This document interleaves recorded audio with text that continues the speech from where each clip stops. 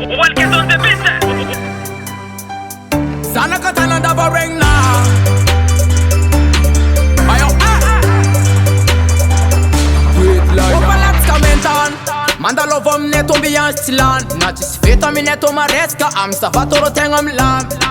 Nati la flavani. Mineto nya fakarati. Nine baka milamenye. Tifanya medalchi e fati. Maneti mi tutu manunga. Gen karamis tumba. Ofam brev mi tup kampunga. Mi bong malala pumba. Alera mi sam netro tutaze. Che possible che ares café. A brem di semi otakat. Arriva ma montoze. Omne tu fa karazek. Fart sava. Anga bofita nga fart sava. Fart sava. Anga bofita nga fart sava. Oh sava. Oh sava. Oh sava.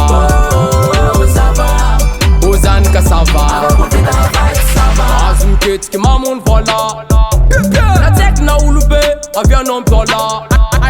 Tanruan oro na chimiyet, mga tonga patika ang unfit. Nasabava marenga tika tala, mi uding iziska wemara. Mandreka tika andapa, ano sar nga panfianga. Anong gaziska mwanyibe, amul vola ni kafe. Urufuri manapota nanga, kofa tonga ftonga. Zan pen nga efa na tinga, asambara nga fentana nga. Omne tu fa karazek. Fart sava. Anga bofita nga fart sava. Fart sava. Anga bofita nga fart sava. Oh sava. Oh sava. Oh sava. Oh sava. Ozan ka sava. Anga bofita nga fart sava.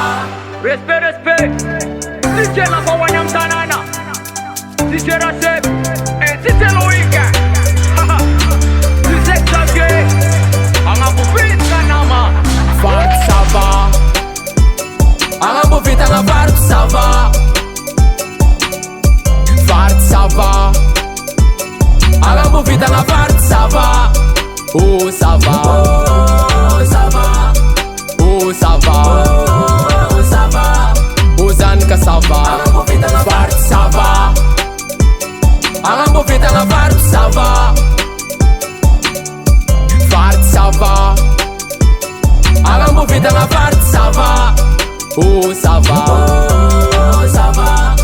Oh sava. Oh sava. Ozan ka sava. Anga bofita nga fart sava. El Caricor.